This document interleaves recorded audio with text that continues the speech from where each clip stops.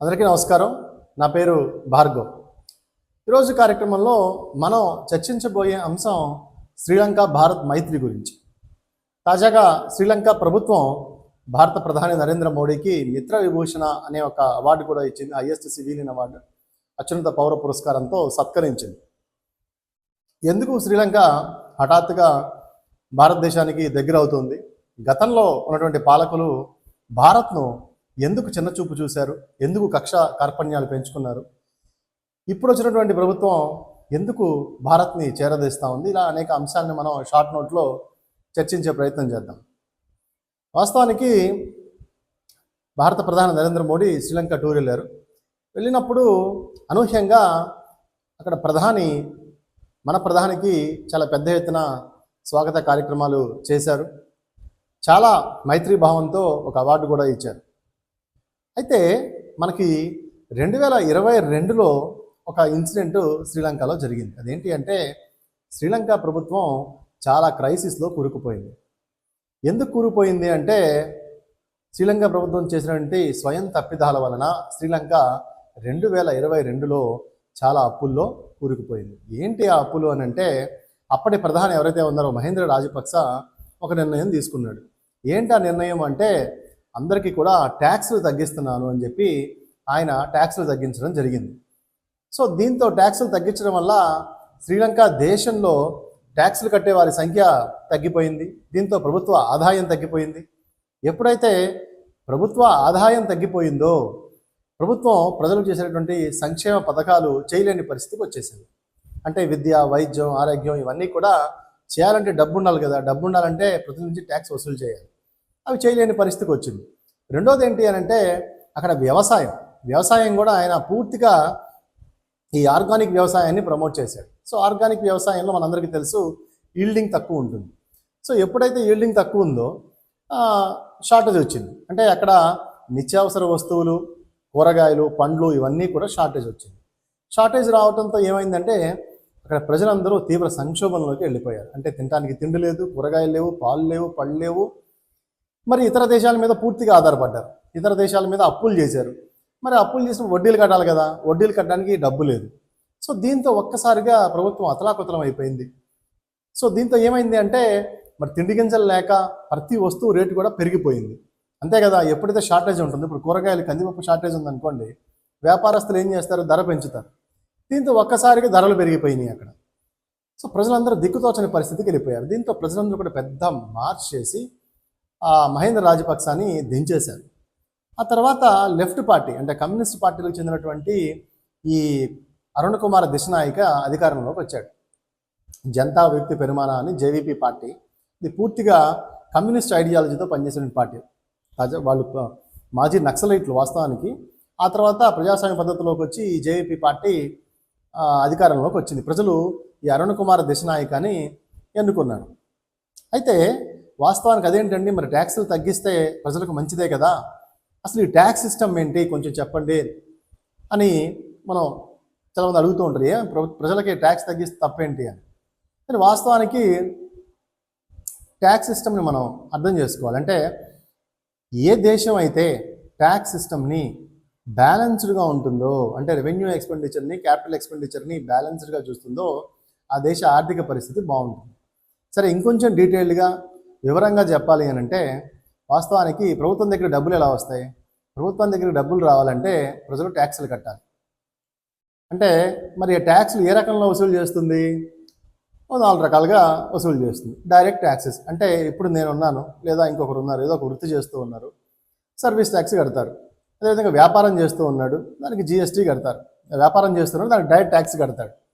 అదేవిధంగా indirect tax అంటే జిఎస్టీలు. మన దేశంలో అయితే జిఎస్టీలు అంటే ఏ వస్తువులు కొన్నా, ఏ సేవలు ఉపయోగించుకున్నా దానికి మనం జిఎస్టీలు కడతాం. డైరెక్ట్ ట్యాక్స్లోనేమో నేరుగా మనం ప్రభుత్వానికి చెల్లిస్తాం. అంటే ఇన్కమ్ ట్యాక్స్లు, కార్పొరేట్ ట్యాక్స్లు వస్తాయి. ఇన్కమ్ ట్యాక్స్లు సంపాదించిన ఆదాయం మీద నేరుగా నువ్వు ప్రభుత్వానికి కట్టేస్తావు. దాన్ని డైరెక్ట్ ట్యాక్స్ అంటారు.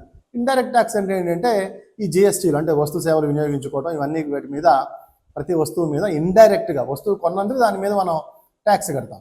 3 ఈ ప్రభుత్వానికి ఇంకొక వచ్చే ఆదాయ మార్గం ఏంటంటే ఎక్స్పోర్ట్స్ అండ్ ఇంపోర్ట్స్ మీద ఆదాయం వస్తుంది. అంటే ఏ దేశానికైనా వస్తువులు ఎగుమతి చేసినప్పుడు, దిగుమతి చేసుకున్నప్పుడు వచ్చే సుంకాల రూపంలో ఆదాయం వస్తుంది. అదేవిధంగా ఎక్సైజ్ ట్యాక్స్ అంటే మందు, ఈ ఆల్కహాల్, బ్రేవరీస్ అమ్మడం ద్వారా రాష్ట్ర ప్రభుత్వానికి కానీ ఈ దేశంలో ఉన్న పరిస్థితులను బట్టి అందరికి కూడా డబ్బులు అంటే ట్యాక్స్ వస్తుంది, అంతే కదా. మరి ఎక్సైజ్ ట్యాక్స్లు అంటే ఏంటి? ఈ ఆల్కహాల్ సంబంధించిన బ్రేవరేజ్ల మీద కట్టే ట్యాక్స్ ప్రభుత్వానికి వెళ్తుంది. అదే స్టేట్ అంటే ఎక్సైజ్ స్టేట్ పరిధిలో ఉంది కాబట్టి స్టేట్కి వస్తుంది. అదేవిధంగా ల్యాండ్ ట్యాక్స్ అంటే మనం ఇంటి మీద ఉన్నాం, ఇంటి పన్ను కడుతూ ఉంటాం, ఇట్లాంటివన్నీ కూడా అంటే ఇన్ని రకాలుగా విభజించుకుంటే ప్రభుత్వానికి ట్యాక్స్ ఏ విధంగా వస్తుంది అంటే డైరెక్ట్ ట్యాక్స్లు అంటే నువ్వు నేరుగా కట్టేవి, income tax, corporate tax, indirect tax అంటే జిఎస్టీ లాంటివి, ఇతర దేశాల్లో వ్యాట్లు అంటారు. మూడోది వచ్చేప్పటికి ఎక్సైజ్ అంటే ఆల్కహాల్, బ్యావరేజ్ సంబంధించినవి రాష్ట్ర ప్రభుత్వాలు, యూనియన్ టెరిటరీలు కేంద్ర ప్రభుత్వానికి వచ్చే ఉంటాయి.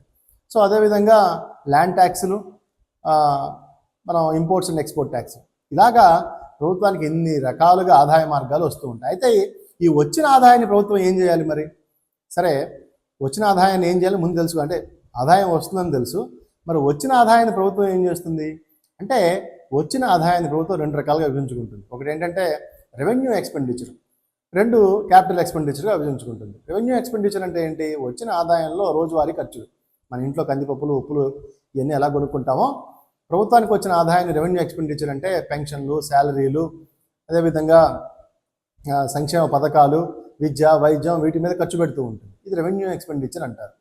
క్యాపిటల్ ఎక్స్పెండిచర్ మీద కొంత భాగాన్ని క్యాపిటల్ ఎక్స్పెండిచర్ మీద ఖర్చు పెడుతుంది. క్యాపిటల్ ఎక్స్పెండిచర్ అంటే దీర్ఘకాలికంగా రైళ్లు, వంతెనలు, పెద్ద పెద్ద హాస్పిటళ్ళు, ఈ బ్రిడ్జీలు ఇవన్నీ కట్టడాన్ని క్యాపిటల్ ఎక్స్పెండిచర్ అంటారు. కానీ వాస్తవానికి ఏ దేశం అయితే క్యాపిటల్ ఎక్స్పెండిచర్ మీద ఎక్కువ ఇన్వెస్ట్మెంట్ పెడుతుందో ఆ దేశం బాగుంటుంది. ఎందుకంటే క్యాపిటల్ ఎక్స్పెండిచర్ ఇన్వెస్ట్మెంట్ అంటే ఏంటి? రైళ్లు, వంతెనలు, పెద్ద పెద్ద బ్రిడ్జిలు పెడితే చుట్టుపక్కలంతా వ్యాపారాలు డెవలప్ అవుతాయి.